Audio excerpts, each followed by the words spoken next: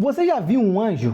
Estou falando para você de ver mesmo. Igual eu tô vendo essa caneta aqui e tô vendo essa moto aqui. Ou seja, se olhar a caneta e olhar o anjo materializado. Tu já viu? Já passou por essa experiência? Se você ainda não passou, você conhece alguém que já passou? Então eu vou te contar uma história agora real, documentada. E esse mesmo anjo que eu tô falando com você, ele já apareceu outras 2 vezes. Ou seja, o mesmo anjo apareceu para 3 pessoas diferentes em tempos diferentes. E eu vou falar para você com propriedade de quem realmente documentou essa situação. E não faria sentido nenhum te contar como isso aconteceu se eu não ler para você como foi documentado, para quem foi e como é que isso aconteceu. Eu tenho um compromisso com você. Se você sair desse vídeo aqui no final do vídeo sem ter mudado de opinião sobre as questões espirituais, sem ter mudado de opinião sobre o que acontece no mundo físico, no mundo espiritual e como o mundo espiritual reflete no físico, se nada mudar em você, tu já escreve aí no comentário que eu tenho que arrumar um jeito de te ajudar. É assunto sério. E o que eu vou te dizer agora aqui é uma coisa que pode mudar a sua vida. Então eu vou pegar agora aqui o texto e vou colocar aqui para você também na tela para você acompanhar comigo. Vou só precisar de uma ajuda aqui da minha lupa para eu poder acompanhar bem, senão eu vou pular a letra e eu não quero deixar nada passar. Dá o like no vídeo aí, pô, tu tá se esquecendo, tô te lembrando toda hora, já segue o canal, vambora, vamos junto pro céu. Vamos pro assunto que interessa, que agora é de verdade, agora não tem muita brincadeira aqui não, segura a onda aí rapidão. Evangelho de Lucas, capítulo 1, introdução. Muitos já se dedicaram a elaborar um relato dos fatos que aconteceram entre nós, conforme nos foram transmitidos por aqueles que desde o início foram testemunhas oculares e servos da palavra. Eu mesmo investiguei tudo cuidadosamente, desde o começo, e decidi escrever-te um relato ordenado, ó excelentíssimo Teófilo, para que tenhas a certeza das coisas que te foram ensinadas. Voltando rapidão, dá uma pausa aí no texto. Quem está falando aqui, quem está escrevendo e para quem? Lucas está escrevendo, o principal público-alvo dele eram os romanos, e ele está escrevendo a carta para Teófilo. Quem é Teófilo? A Bíblia não é clara, mas pelas palavras que eu vejo aqui, quando ele fala excelentíssimo, se refere à posição hierárquica ou ao status que Teófilo tinha na sociedade romana. E provavelmente Teófilo havia se convertido, porque a gente está falando de um tempo onde Lucas passou como discípulo, juntou os fatos sobre Jesus e estava escrevendo uma carta para Teófilo. E aqui ele fala sobre testemunhos oculares, ou seja, Lucas teve o cuidado de ir atrás das pessoas que presenciaram coisas sobre Jesus e ele começou a escrever aquilo ali de forma cronológica, ou seja, à medida que os fatos aconteceram, ele foi anotando tudo e depois escreveu aquilo como se fosse um livrinho para discipular Teófilo. Esse aqui é o contexto desse livro.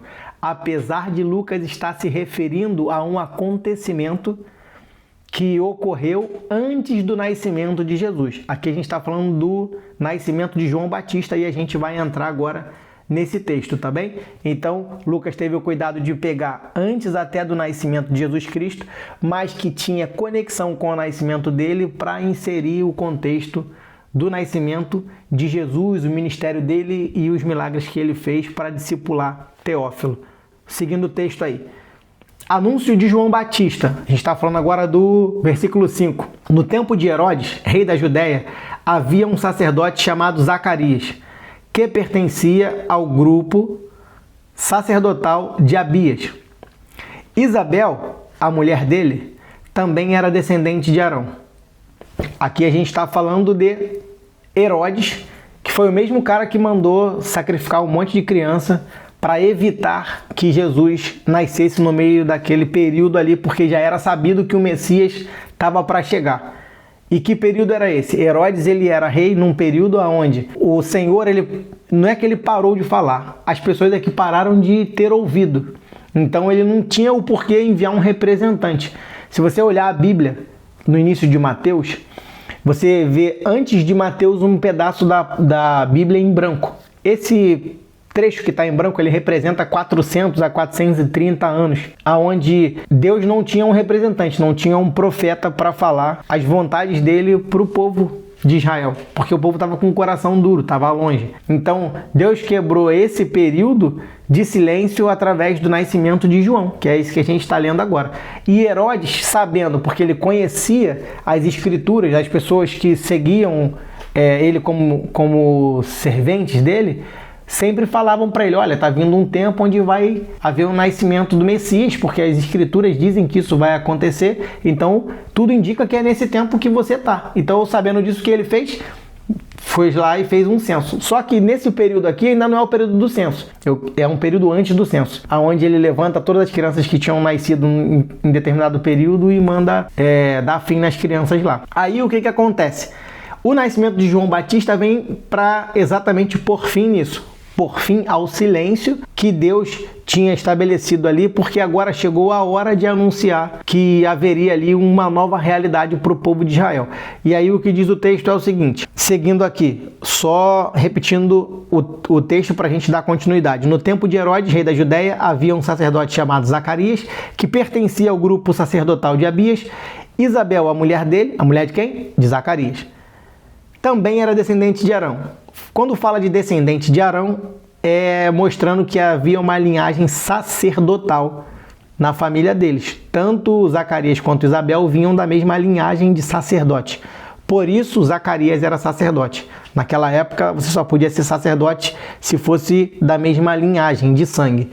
E aí, Zacarias, como tinha essa vocação e ele era de sangue, ele pôde ser sacerdote. Aí fala sobre Abias. Quem era Abias? Era o líder do grupo que Zacarias pertencia. O que isso tem a ver com o contexto? Nessa época haviam mais ou menos 24 mil sacerdotes. Os sacerdotes eram divididos em 24 grupos. 24 grupos de 1000. Cada grupo de 1000 tinha um líder. O líder desse grupo era Abias. E aí dentro daquele grupo estava Zacarias. O que tem Zacarias, o que tem Isabel no meio disso tudo? A Bíblia diz o seguinte no capítulo 1, no verso 6. Tanto Zacarias quanto Isabel, ambos eram justos aos olhos de Deus, porque obedeciam de modo irrepreensível a todos os mandamentos e preceitos do Senhor. Eles, porém, não tinham filhos, porque Isabel era estéril, e ambos eram de idade avançada. O que acontece aqui era o seguinte, nesse período que eu te falei, onde teve aquela página em branco, o pessoal estava com o coração perdidaço. E aí o que acontecia era que os sacerdotes que existiam naquela época, muitos deles faziam aquilo simplesmente por religiosidade, faziam porque aprenderam a fazer e faziam aquilo ali porque tinha que fazer, mas não faziam com amor, sabe? Sabe aquela pessoa que às vezes você sente que está falando por falar, mas não tem amor no que faz, no que fala? Tinha muitos sacerdotes que estavam assim, mas Zacarias e Isabel não eram esse tipo de servo que Deus encontrava quando olhava para eles, não. Eles tinham amor no que eles faziam. E por isso que Deus honrou ele. Olha o que acontece. No capítulo 1, versículo 7, diz que eles, porém, não tinham filhos porque Isabel era estéril. Ambos eram de idade avançada. O que acontece é que naquela época era considerado uma pessoa que não tinha filho, uma pessoa amaldiçoada. Ou seja, uma pessoa que Deus não se importava com aquela pessoa. Não era que isso era verdade, mas era costume pensar que isso era uma realidade, entende? Então, por ele ser um sacerdote, por ele fazer as coisas com zelo, por ele amar a Deus, a sua mulher a mesma coisa, o que acontecia é que as pessoas olhavam para ele, mas no fundo, desdenhavam das coisas que ele fazia ou falava. Por quê? Porque ele não tinha muita moral. Falei, pô, como é que esse cara é sacerdote aí, serve a Deus de coração, faz tudo lindo, bonitão aí e não tem filho? Ah, pô, isso aí tá de conversa, não tá não? Aí, o que acontece? A Bíblia diz que Deus exaltou esse casal, mesmo sendo idoso. Olha o que acontece na sequência. Depois de ter dito que eles não tinham filho, porque Isabel era estéril e ambos eram de idade avançada. Versículo 8. Certa vez, estando de serviço o seu grupo, ou seja, o seu grupo de 1000 pessoas, Zacarias servia como sacerdote diante de Deus. Dentro daqueles serviços que os sacerdotes faziam, por que tinham 1000 sacerdotes? Porque cada um cuidava de uma parte. Um ensinava nas sinagogas, o outro ia lá, cuidava do templo, mantinha limpo, o outro ia lá, mantinha a luz da menorá. Não sei se você já viu, é um uma haste assim, dourada, feita de ouro, com 7 braços. Tu já viu isso em algum lugar, num desenho, alguma coisa, num filme? Isso se chama menorá. Então, esse castiçal, ele tinha ali 7 braços, e cada braço na pontinha dele tinha um lugar que saía um foguinho, que era uma espécie de vela. Para aquilo ali ficar aceso, não era vela de verdade, não era luz elétrica, não era LED. Pô, tá de brincadeira comigo? Nem existia isso. Ali era colocado o azeite e eles botavam fogo, então o azeite ficava queimando, aquilo ali ficava aceso. Por que isso era necessário? Porque o templo era escuro. E já eu vou entrar nessa questão do templo com você, mas deixa eu só terminar essa questão aqui. Então, um dos serviços era colocar azeite ali dentro. Que outro serviço o sacerdote fazia? Dentro daquele lugar ali onde ficava a menorá, que era essa haste com 7 braços, tinha também fosse uma mesa, onde colocava incenso em cima para queimar. E do lado direito, tinha também a mesa onde ficava os 12 pães. Cada pão significava uma tribo de Israel, então por isso 12 pães. Quem é que faz o pão? O sacerdote. Quem é que bota o pão lá? O outro sacerdote. Quem é que limpa o templo? O outro sacerdote. Quem é que mantém a cortina bonitinha alinhada no lugar presa limpa? O outro sacerdote. Então, por isso muitos sacerdotes. E aí os sacerdotes revezavam as tarefas e num período de uma semana, cada grupo era selecionado para cuidar de tudo que pertencia à manutenção do templo. Sobre o templo, ele era dividido em 2 partes, caso você não saiba. Existe o santo lugar, onde ficavam esses elementos, né? Onde ficava a mesa do pão. Também se chama mesa do propiciatório. A mesa do pão ficava à direita, aí isso entrando no templo, né? Ao fundo, o incenso, a mesa do incenso, e à esquerda a menorá. Passando dali, da mesa do incenso, o templo ele era dividido por uma cortina.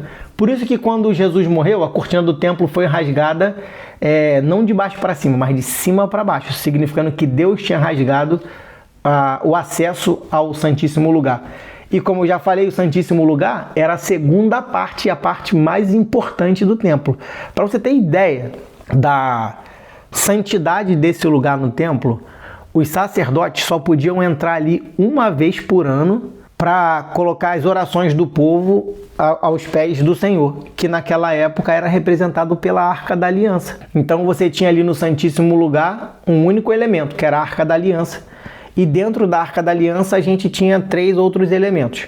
Por que eu estou te falando tudo isso? Para você entender que contexto religioso e espiritual a gente está lidando aqui. A gente está dentro de um lugar extremamente sagrado, onde a presença de Deus era guardada ali com muita reverência. Então, dentro da arca, para eu concluir essa questão da arca específico, tinha lá a tábua com os 10 mandamentos, tinha um pouco de maná e tinha a vara de Arão que floresceu. Então, se você fosse olhar para os 10 mandamentos, os 10 mandamentos falam sobre não poder fazer coisas e coisas que a gente deveria fazer, ou seja, Deus ordenou aquilo ali.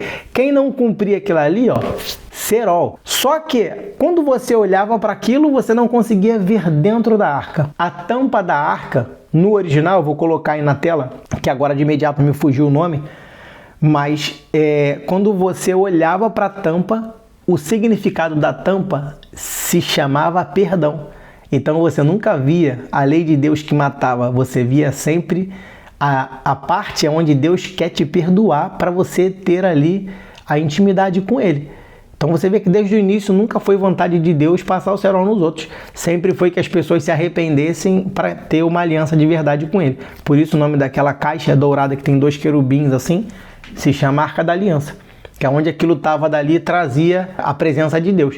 E aí, tudo bem. Qual é o contexto do seguinte enredo aqui que a gente estava falando agora? No versículo 8, a gente leu que, estando Zacarias de serviço, né, como sacerdote, o versículo 9 fala o seguinte: ele foi escolhido por sorteio de acordo com o de costume do sacerdócio, para entrar no templo do Senhor e oferecer incenso. Naquele rodízio daquela galera dos 1000, ele foi escolhido para entrar lá e colocar incenso. Lembra que cada um cuida de uma parte? Ele tinha que colocar incenso. Por que o incenso era importante? Porque o incenso representava que as orações dos sacerdotes foram colocadas para Deus e aquela fumacinha subindo significava que as orações estavam sendo levadas até Deus. Isso era importante, muito, muito importante, porque as pessoas tinham a consciência de que o pecado delas tinha sido resolvido com a questão do sacrifício e o sacerdote orou para que Deus perdoasse a pessoa, e a pessoa está vendo aquela fumaça subir, então fala, olha, o sacerdote está orando por mim, que me arrependi e trouxe o sacrifício. Pô, legal, tô perdoado. Esse era o sentido de ter ali o incenso no meio daquele contexto. E aí diz o seguinte, o versículo 10. Quando chegou a hora de oferecer o incenso, o povo todo estava orando do lado de fora. Então, qual era o costume? O sacerdote entrava, orava, oferecia o incenso, saía de lá e abençoava o povo. Tem até uma oração que se faz, geralmente, se você tem hábito de frequentar a igreja ou se você já viu algum culto, geralmente o pastor faz uma oração no final do culto, né? E ele geralmente fala assim, isso aí inclusive é um trecho da Bíblia que Deus fala para Moisés, né? E aí aquilo se tornou uma oração para abençoar o povo de Israel. A oração diz o seguinte, o Senhor o abençoe e o guarde. O Senhor faça resplandecer o seu rosto sobre você e lhe conceda graça. O Senhor volte o rosto para você e lhe dê a paz. Ou seja, o povo estava esperando que Zacarias fizesse isso quando ele saiu de lá de dentro, porque o serviço dele era esse, ele tinha que ir lá, oferecer incenso, sair e abençoar o povo. Então o povo estava aguardando ele do lado de fora. Mas olha o que aconteceu no meio daquilo tudo. Ele entrou, é aí que começa para mim uma das coisas mais doidas desse texto. Doida no sentido de é muito fora do comum, né? Então você tem aqui, ó. Então o anjo do Senhor apareceu a Zacarias. Tu imagina, o cara entra num lugar muito sagrado para fazer o trabalho dele. E aí ele chega lá dentro, ele tá fazendo o trabalho dele sozinho, num lugar escurão, que está sendo mantido, claro, por velas, né? Por chama, né? Não por vela, por chama. E aí ele olha para a mesa do incenso, olha para o lado e vê um anjo. Estou falando com você de ver, não é que ele teve uma visão espiritual, ele viu, porque o texto fala que ele entrou para fazer a colocação do incenso. Quando Zacarias viu o anjo, tá vendo essa caneta aqui? Tá vendo? Essa caneta aqui, eu tô vendo ela. Eu tô tocando e tô vendo. Tá vendo essa moto aqui do meu filhotinho? Ele olha, tá bom. Isso é material, ele viu o anjo materializado. E sabe o que é mais engraçado? Isso não foi a primeira vez que aconteceu na Bíblia, não. Esse mesmo anjo, ele apareceu em outros 2 lugares, em tempos diferentes. Uma vez ele apareceu para Daniel, outra vez ele apareceu para esse cara aqui, para o Zacarias, e a outra vez ele apareceu para Maria. Por que eu sei que é o mesmo anjo? Porque a Bíblia fala o nome dele. O nome dele é Anjo Gabriel. E a Bíblia diz que Anjo Gabriel apareceu 3 vezes. Três vezes nessa questão. E olha que legal. Olha a autoridade que tinha o anjo. Versículo 11. Então o anjo do Senhor apareceu a Zacarias à direita do altar do incenso. Quando Zacarias, eu fico até arrepiado, quando Zacarias viu o anjo, ficou assustado e dominado pelo medo.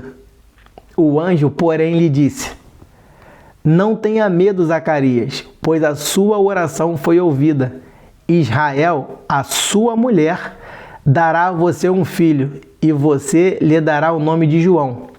Ele será um motivo de prazer e alegria para vocês, e muitos se alegrarão por causa do nascimento dele, pois será grande aos olhos do Senhor. Ele nunca tomará vinho nem bebida fermentada e será cheio do Espírito Santo desde antes do seu nascimento. Fará retornar muitos do povo de Israel ao Senhor, o Deus deles. Ele irá adiante do Senhor no espírito e no poder de Elias, para fazer voltar o coração dos pais aos filhos e os desobedientes à sabedoria dos justos, e assim deixar um povo preparado para o Senhor. Qual era a oração de Zacarias? Nisso que o anjo falou para ele. O Senhor ouviu a sua oração. No caso, a sua oração foi ouvida, né? Literalmente falando aqui. O que acontece é que Zacarias sabia que já era tempo do Messias chegar. Provavelmente, a Bíblia não é clara, mas pelo texto a gente consegue pressupor que essa era a oração dele, levando em consideração todo o contexto. Qual era o contexto? O povo estava se perdendo, existiam promessas de outros profetas, inclusive Elias, quando fala que ele vai no poder de Elias, Elias foi um cara que sempre falou do poder de Deus e mostrou que o poder de Deus era real. E aí, quando fala que ele vai no espírito e no poder de Elias, né, que o filho dele, que se chamaria João, ele vai no espírito e no poder de Elias, ou seja, ele vai com ousadia e intrepidez falar das maravilhas de Deus e da vontade de Deus para o povo. Aí olha que interessante, quando fala que a sua oração foi ouvida, provavelmente a oração de Zacarias era a oração de que Deus enviasse o Messias para poder as pessoas entenderem que aquela vontade de Deus era daquele jeito para fazer, para que o povo retornasse o coração a Deus. Olha que interessante, a oração de Zacarias não era pedindo um filho, provavelmente aqui, porque ele já era de idade avançada, entende? Provavelmente, como outros profetas também, deveriam orar e como muitas pessoas também oram para que Jesus volte logo. Provavelmente foi isso. Porque olha a sequência do texto. Zacarias perguntou ao anjo. Era melhor, na verdade, só um parênteses, era melhor, na verdade, acho que ele ter ficado calado. Olha o que esse cara falou pro anjo. Zacarias perguntou pro anjo: como posso ter certeza disso? Pois sou velho e minha mulher é de idade avançada. O anjo respondeu: sou Gabriel e estou sempre na presença de Deus. Fui enviado para transmitir a você estas boas novas. Ou seja, fui enviado para te trazer essa boa notícia. Agora você ficará mudo, não poderá falar até o dia em que isso acontecer, porque não acreditou nas minhas palavras, as quais se cumprirão no devido tempo. Cara, olha só, me desculpe o riso, mas não tô de deboche não. O que acontece é o seguinte, o cara tá diante de uma situação totalmente espiritual que se transforma em algo físico. Aí o anjo fala um negócio pra ele e o cara duvida. Olha só, tenta entender a cabeça do camarada. O cara já é velho, meu irmão. Tu tá entendendo? Tu já viu um velho com outro velho ter filho, cara? Desculpa a palavra velho, não quero ofender ninguém. Mas tu já viu um idoso ter filho? Foi o que aconteceu aqui. Ah, tá bom, mas tem idoso que tem filho. Tem, verdade. Mas tu já viu uma idosa estéril ter filho? Essa era a questão de Zacarias, cara. Ó, que doideira. Por isso talvez ele tenha duvidado, entende? Como é que eu vou ter certeza que isso é verdade? Como eu posso ter certeza disso? Pois sou velho e minha mulher é de idade avançada. Isso está no capítulo 1, versículo 18. Foi o que ele perguntou. Então eu tô tentando me transportar para a época e para o lugar dele. A gente não pode julgar Zacarias, porque ele estava numa situação igual a gente, cara. Às vezes a gente olha para uma situação e fala, cara, isso aí não tem jeito não. Já era. Mas eu vou entrar nesse ponto aqui já. Quero só seguir o texto com você aqui. E a gente já vai voltar nesse ponto porque ele é muito importante. Isso pode mudar a sua história. Aí fala o seguinte, que ele falou, né? O anjo falou isso para ele, que ele ia ficar mudo e tal. Beleza.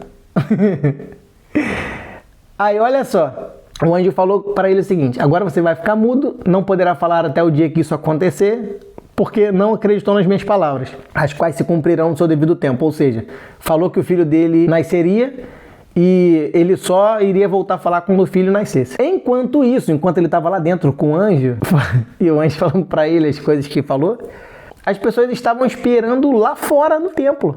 Porque a missão dele era levar o incenso para orar e depois voltar e dar aquela bênção e abençoar o povo daquele jeito que eu te falei aí, que eles faziam de costume. Olha o que diz o versículo 21. Enquanto isso, o povo esperava por Zacarias, estranhando a sua demora no templo. Quando ele saiu, não conseguia falar nada. Então o povo percebeu que ele tivera uma visão no templo. Zacarias fazia sinais para eles, mas permanecia mudo.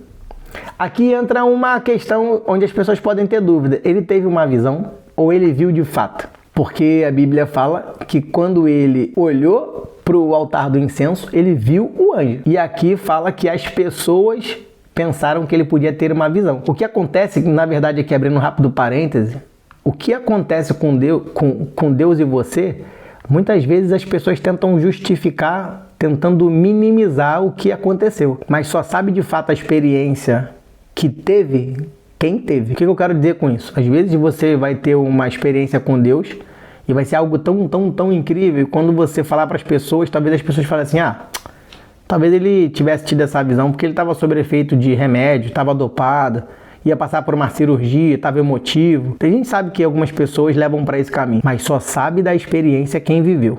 Escreve aqui no comentário se você já viveu algo semelhante, de ter passado por um processo onde Deus falou diretamente com você, você teve uma experiência espiritual e depois as pessoas tentaram justificar aquilo que você viveu, trazendo para questões que elas conseguem dominar, que são elementos físicos, questões de remédio, qualquer outra coisa. Coloca aí nos comentários e me conta um pouquinho da sua história que eu tô curioso e eu gosto muito de saber dessas histórias.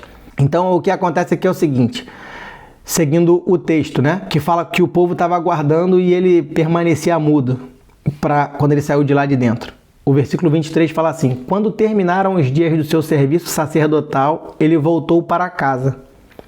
Depois disso, a sua mulher engravidou e durante 5 meses não saiu de casa pensando: isto é obra do Senhor. Agora ele olhou para mim favoravelmente para desfazer minha humilhação diante do povo. O que acontece nesse contexto aqui desse trecho é que os israelitas, quando a pessoa não podia ter filho, ou quando nascia com alguma doença, alguma coisa, eles achavam que a pessoa tinha sido amaldiçoada. No caso dela como mulher, por ela ser estéril, provavelmente de nascença, ela era como se fosse uma pessoa que Deus não honrava. Ele, como sendo um sacerdote, as pessoas olhavam para ele e não tinham muito crédito no que ele falava. Tipo, ó, tá bom, beleza, você é sacerdote, você é o cara que atrai aí o favor de Deus pro povo, mas, pô, tu nem tem filho, pô. Como é que tu tá dizendo aí? Eu acho que o que você tá falando não é muito bem o que você faz, não. Sabe? Sempre existia aquela questão. Porque eu tô falando isso para você? Porque diz que mais acima o anjo fala para ele. Esse trecho tá no versículo 14.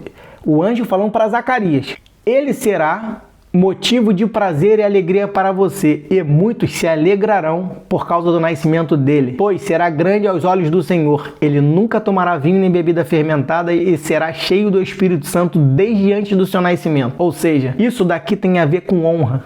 Isso daqui tem a ver com, mesmo tendo passado a idade, mesmo a mulher dele sendo estéril, Deus honrou com aquilo que para eles fazia sentido. Aí você pode dizer assim: tá bom, Douglas, minha mulher não pode ter filho, eu queria muito ter um filho, então Deus não me honrou? Talvez no seu dia que você vive, nessa realidade hoje, talvez um filho não seja o melhor presente que Deus queira te dar. E aí você pode dizer assim: tá bom, você está falando isso porque você tem 3 filhos. Mas eu não estou falando isso diminuindo o seu problema. O que eu estou falando é o seguinte: nem tudo que a gente quer do jeito que a gente quer, Deus faz. E talvez a sua missão e a sua honra não seja ter um filho. Talvez Deus vai te honrar de outro jeito. Isso não quer dizer que você não possa adotar. Isso não quer dizer que você não possa dispensar o seu amor para uma criança que não foi você que gerou. Há um ato muito nobre nisso, no processo de adoção. E talvez aquela criança que você adotou, talvez a forma de Deus te honrar esteja nela. Em ver que ela é uma pessoa totalmente improvável e muitas pessoas vão se alegrar futuramente quando ela crescer e se tornar uma pessoa ali atuante na obra de Deus e ganhar muitas almas para Cristo. A gente não sabe.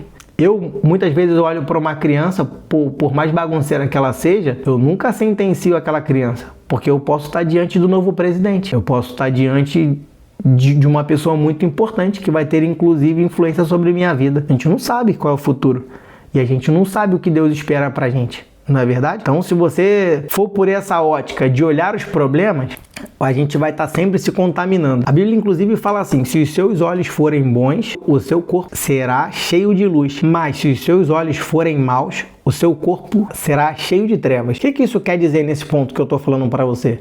Se você tiver olhos bons para tudo que acontece com você, se você for grato em tudo que acontece na sua vida, você vai ver que você tem muito mais motivos para agradecer pelas coisas que Deus já fez do que motivos para reclamar sobre coisas que Deus não fez e que você gostaria que Ele fizesse. Deus, ele não é servo da gente. Deus tem a forma dele trabalhar. Às vezes ele concede o que a gente tem no coração, às vezes não. Agora, se a gente tiver Deus como uma pessoa que é nosso amigo, que quer nosso bem e que no final de tudo ele sabe exatamente o que faz, a gente vai entender, vai aceitar e lá na frente a gente vai conseguir conectar os pontos do porquê sim, do porquê não. Talvez a gente até nem nunca consiga conectar. Essa é uma grande verdade. Mas tá tudo bem.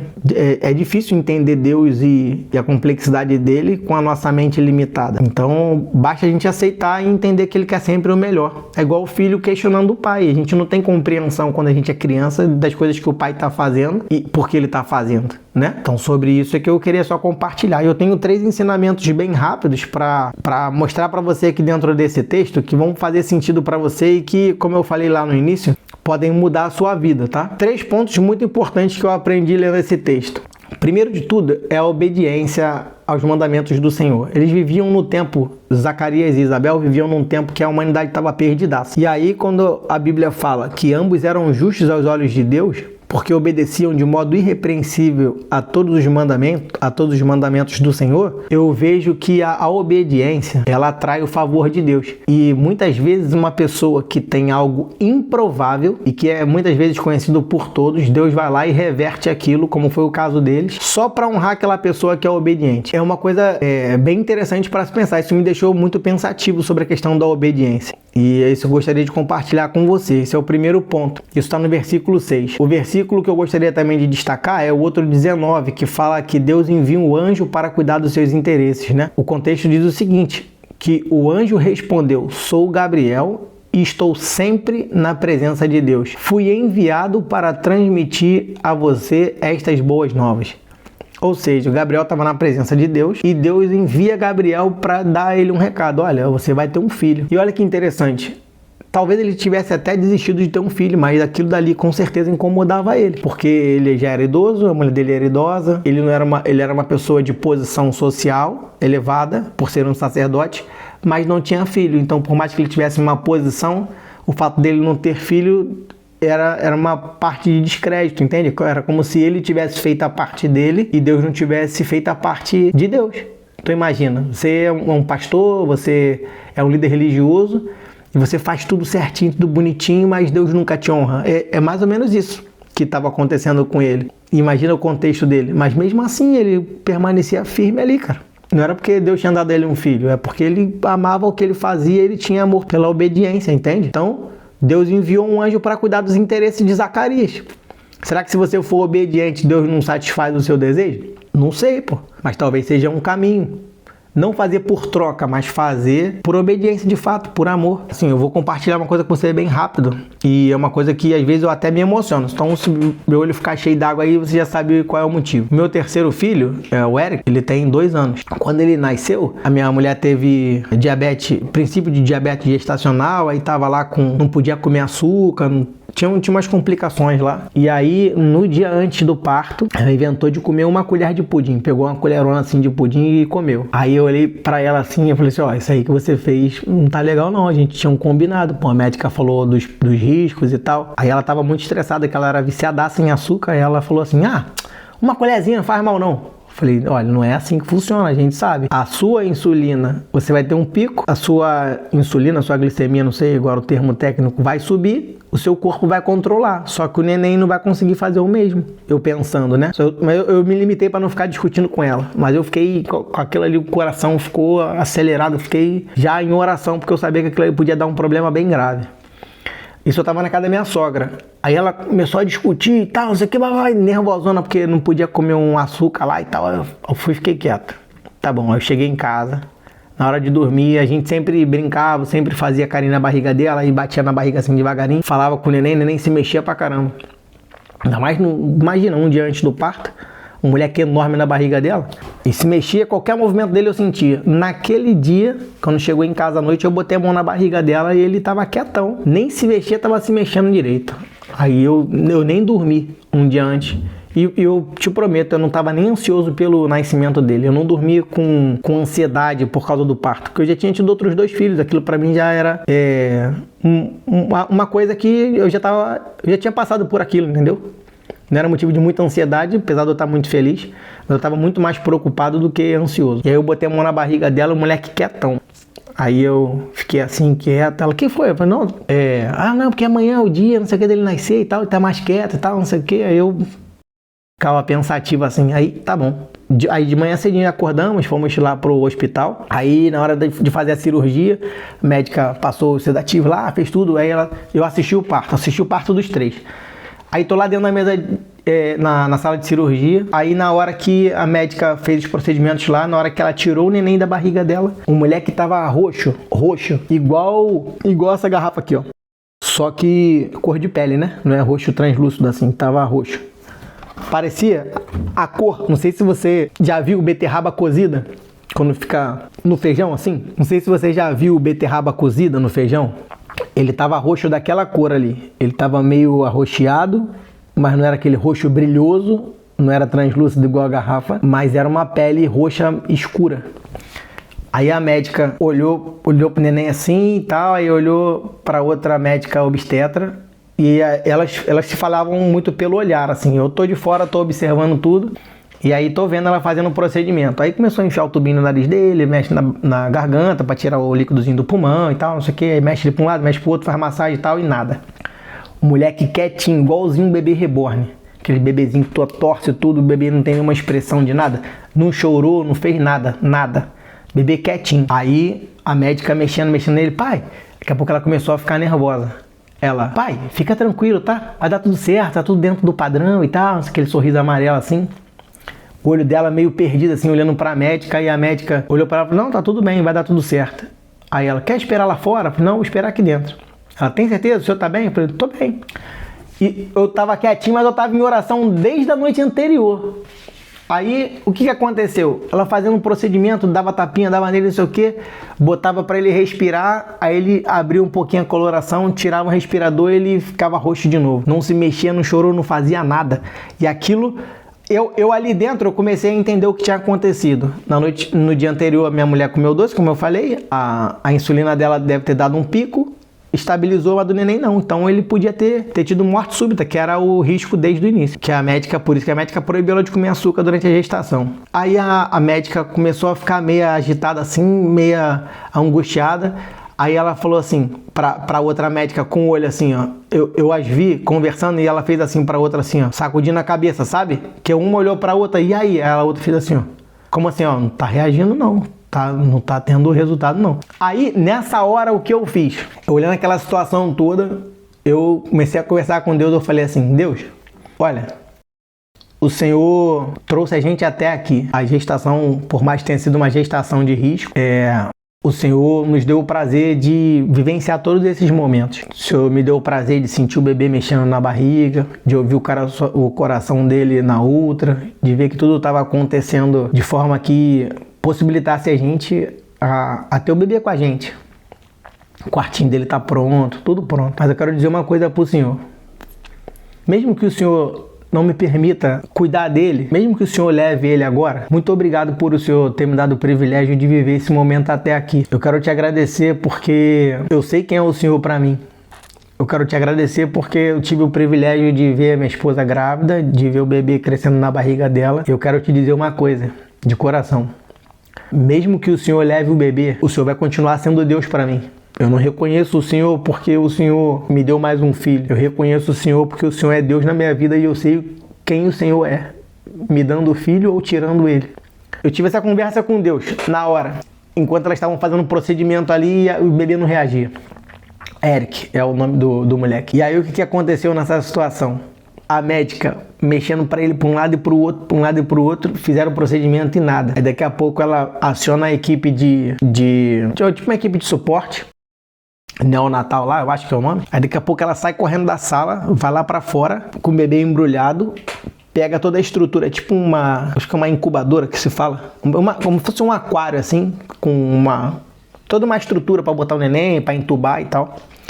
Colocaram o neném ali, vem, pai, vem comigo. Aí chegou lá fora, o equipamento estava errado, não era a máscara do tamanho que tinha que ser. Aí ela segurando o bebê num braço assim, num braço, fazendo o procedimento com o outro. Aí a outra mulher falou, não, você tá errado, você sabe que é máscara, não sei o que, assim. Aí ela, tipo, fazendo o procedimento, brigando com a outra pessoa que tinha errado o procedimento lá. Enquanto ela tava tentando entubar e o tubo não era, ela abaixou, pegou não sei o que, e eu olhando aquilo tudo.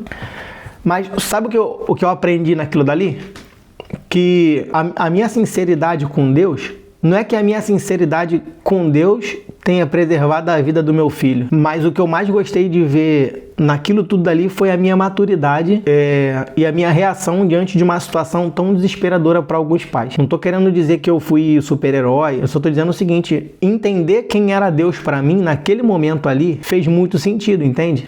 Porque quando eu tava naquele turbilhão de emoções ali, meu filho nascendo, meu filho não reagindo, a médica fazendo as coisas, ele não reagindo. Depois que eu orei, a minha reação foi olhar para fora. Por cima da sala da cirurgia, onde estava a minha esposa, tinha uma janela de vidro. e dava pra ver do lado de fora. Aí lá longe, assim, tinha vários montes, assim, várias montanhas, né? Lá bem lá longe, assim.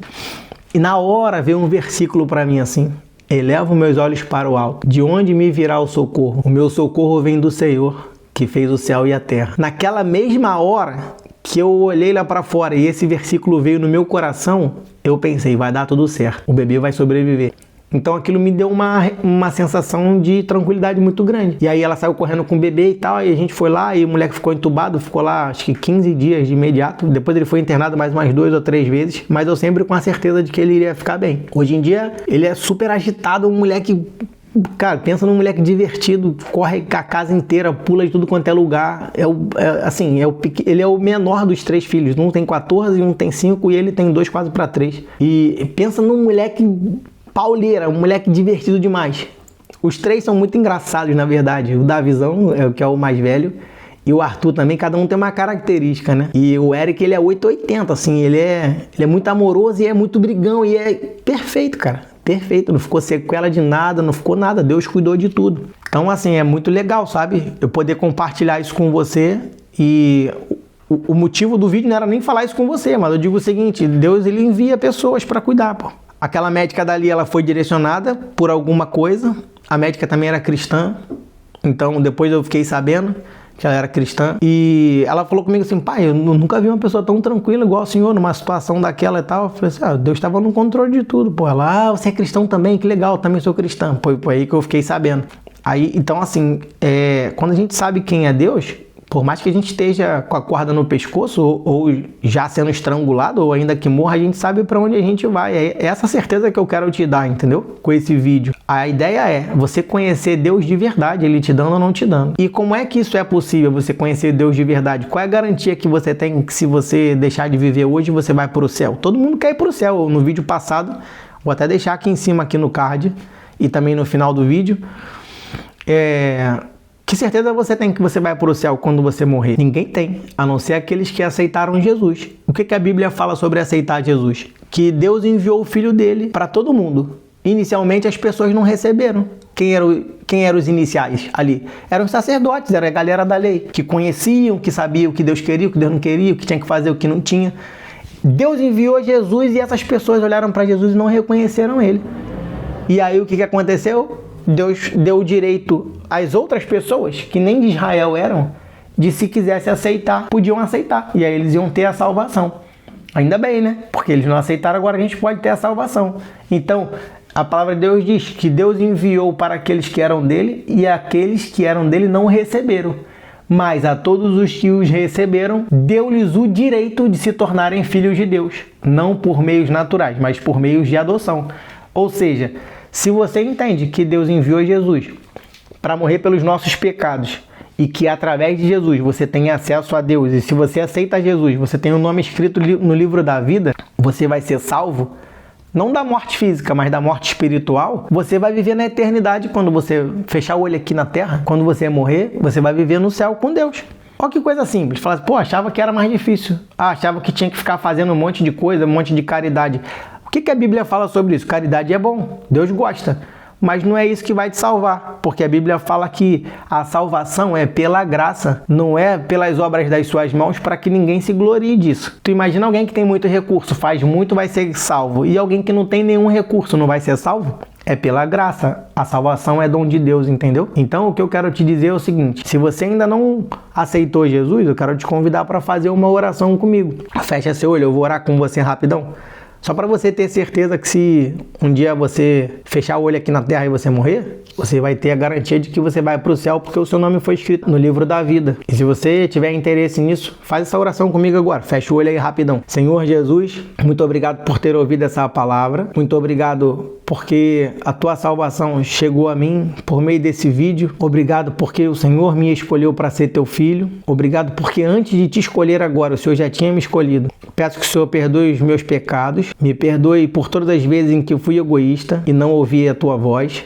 Ou muitas vezes até ouvi a tua voz e talvez não tenha entendido ou não tenha querido entender. Mas agora eu estou de coração aberto. Peço que o Senhor coloque o Teu Espírito Santo dentro de mim e que o Senhor escreva o meu nome no livro da vida e que um dia eu possa estar com o Senhor no céu, quando for a minha hora. Mas por enquanto me preserva aqui, Deus, porque eu ainda tenho muito que viver, tenho que fazer a Tua obra enquanto eu estou vivo aqui e agora que eu descobri que o Senhor tinha um projeto para a minha vida. Muito obrigado por esse momento. Te peço que o Senhor me abençoe minha família, que o Senhor possa mudar toda a realidade que para mim pode ser até que seja impossível, mas para o Senhor nada é impossível. Abençoe a minha vida, abençoe minha família. É o que eu te peço e te agradeço em nome de Jesus. Amém. Se você fez essa oração comigo, eu quero te pedir um favor. Coloca aqui nos comentários, que eu quero conhecer quem é você, quero saber quem é você e quero colocar o seu nome também na minha rotina de oração. Porque o propósito desse canal aqui não é ficar ganhando likes e vídeos e seguidores. Eu não quero ninguém para me seguir por seguir. Eu não quero ser influencer, eu não quero ser nada que esse mundo oferece a não ser um canal de bênção para alcançar pessoas, assim como você foi alcançado. E se você quiser também ajuda para criar um canal igual a esse aqui, me avisa aqui nos comentários que eu te ajudo a criar um canal no YouTube para você também levar a palavra igual eu tô fazendo aqui, tá bom? Quero poder te ajudar. E essa é a missão